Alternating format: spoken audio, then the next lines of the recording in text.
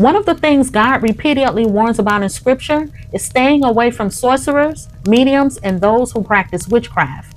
In Leviticus 19:31, God says, "Do not turn to mediums or seek out spiritists, for you will be defiled by them. I am the Lord your God." Notice that word, defiled. That means spiritual contamination can happen simply by being in proximity to certain practices and influences. And I learned this through personal experience. When I first entered one particular spiritual community, I was around a lot of people who practiced witchcraft. There was a main spiritual leader in that community, and many of the people around me were part of her apprenticeship.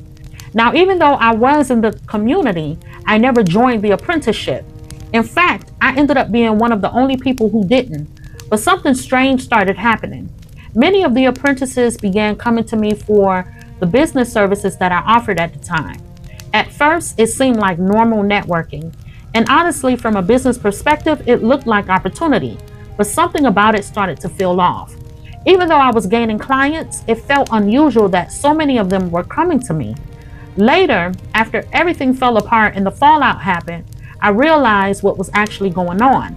They weren't coming to me organically.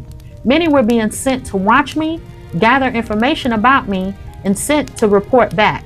And that information was eventually used when the spiritual attacks and energy harvesting started.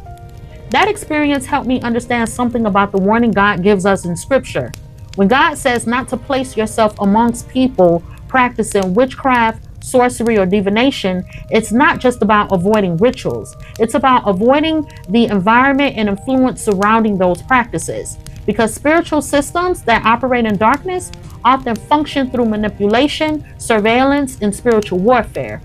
And even if you think you're just observing for the outside, proximity alone can open doors you didn't intend to open. That's why God's instruction is protective, not restrictive. He knows that certain environments bring spiritual consequences.